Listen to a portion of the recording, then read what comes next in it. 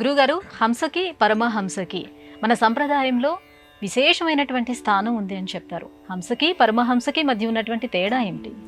హంస పరమహంస రెండింటిలోనూ హంస ఉంది.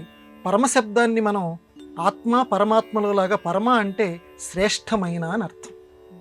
కాబట్టి హంస పరమహంస. అసలు హంస అంటే అది పాలు నీళ్లు వేరు చేస్తుందని చెప్పి ఒక మన సంప్రదాయంలో ఉంది. ఇప్పుడు హంసలు ఎక్కడున్నాయి అని చెప్పి కొంతమంది హేళన కూడా చేసేటువంటి వాళ్ళు ఉన్నారు. మానస సరోవరంలో ఉన్నాయని చెప్పి పెద్దలు చెప్తారు. అయితే హంసకున్నటువంటి శక్తి ఏంటంటే పాలని నీళ్ళని వేరు చేస్తుంది. మరి పరమహంస జీవుణ్ణి బ్రహ్మాన్ని వేరు చేస్తాడు. అంటే ఏదైతే లోకంలో కలిసిపోయి ఉంటుందమ్మా, మనలోనే బ్రహ్మం కలిసిపోయి ఉంటుంది. మనలో కలిసిపోయినటువంటి ఆ బ్రహ్మని వేరు చేసి చూపిస్తాడు.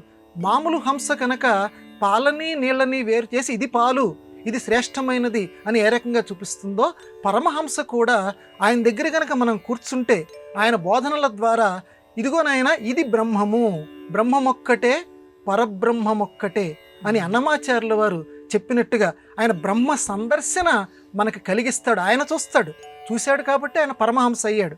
లోకంలో ఉన్నదంతా బ్రహ్మమే అంటే నీలోనూ బ్రహ్మను చూడాలి. బ్రహ్మ అంటే ఏం లేదమ్మా, ఇదేదో మనకు అర్థం కానటువంటి వేదాంతం అనుకోక్కర్లా.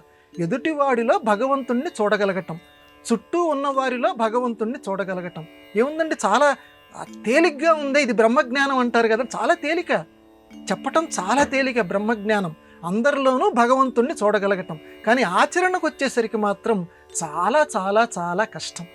ఎదురు ఉన్న వ్యక్తిని బ్రహ్మ బ్రహ్మ భగవంతుడు అనుకోవటమే కానీ నాకు జరగంది మీకు ఏదైనా జరిగింది అనుకుంటే అబ్బా నాకు జరగంది వాళ్ళకి జరిగిపోయింది, నాకు రాంది వాళ్ళకు వచ్చేసింది, నాకు రాని సంపద వాళ్ళకు వచ్చేసింది, నాకు లేని కారు వారికి వచ్చేసింది అని నీ ఎడల నాకు తెలియకుండానే ఒక ఈర్ష్య, ఒక అసూయని నేను పెంచుకుంటున్నాను.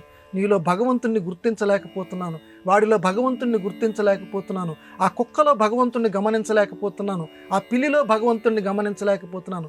చెప్పటం మాత్రం నాలిక చివర అంతటా బ్రహ్మమే అని చెప్తున్నాను. కానీ అంతటా బ్రహ్మాన్ని అలా చూడగలిగిన వాడు రామకృష్ణ పరమహంస. ఈ కాలంలో మన ఎదుట ఈ జీవించి చక్కగా మనకు లోకానికి సందేశం అందించినటువంటి మహానుభావుడు. అందుకే ఆయనకి రామకృష్ణ పరమహంస అన్నారు.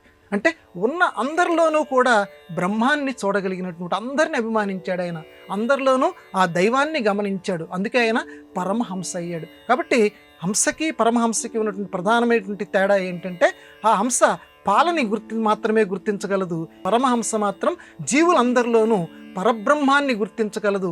ఆ పరబ్రహ్మని గుర్తించమని లోకానికి తన సందేశాల ద్వారా ప్రభావితం చేయగలదు. అందుకే ఆ పరమహంసకి మనం అందరం కూడా నమస్కారం చేసి అందరిలోనూ ఆ బ్రహ్మజ్ఞానాన్ని మనకు కలిగించవలసిందిగా, బ్రహ్మ సందర్శన చేయించేటువంటి ఆ అదృష్టాన్ని కలిగించవలసిందిగా మనందరం ప్రార్థిద్దాం.